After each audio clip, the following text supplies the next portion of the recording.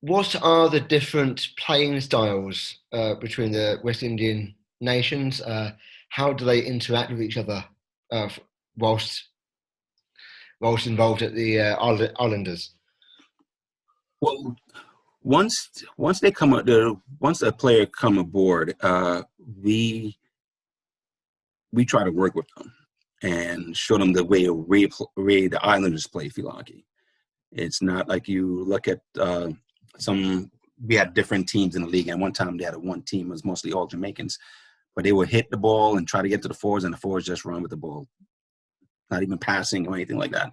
So we more play like I guess Dutch style, British style, hitting, passing through balls, moving the ball around. Is not one person getting the ball and try to dribble two or three people. That's those games were over. So, yeah. So the different styles, we try to implement their style into our game. So you got to play the way we're playing.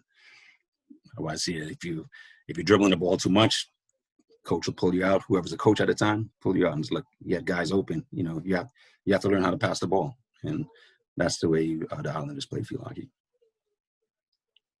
What are the different playing styles of the Caribbean nations? Well, from when I played on a national level, it was a lot of not moving the ball around a lot. The Trinidadians started moving the ball around, playing that side. The Guyanese also, Jamaicans and the Bajans, they were hitting the ball and just guy gets the ball, he takes off, start running. Next thing, they weren't moving the ball around as much. And at least when I played against Jamaica and Barbados and stuff like that in the Pan American games, it was mostly a hit. You had a good forward or a good midfielder, and he's dribbling the ball. So unless they start moving, I don't know how it is now. It's almost 20 years or more now, and then I'm sure they probably adapt and start moving the ball around now. I know I saw Trinidad played in, like I told you, the Pan American qualifier, and they look pretty well. They were moving the ball well. They have Quan coaching their team. He was a captain and coach, I guess, on the team at the time. And they moved around the ball pretty well. I guess he implement that in their games. So I think, and plus they have 2 turf fields, I think, down in Trinidad now, 1 or 2. So that's a big thing. I was speaking to Ayana McLean. Mm-hmm. She's another friend of the show, the Trinidadian. Yes, I listened to some of hers a little bit. Yeah. Yeah, she's been. I think she's had 3 episodes with us on different. She came on the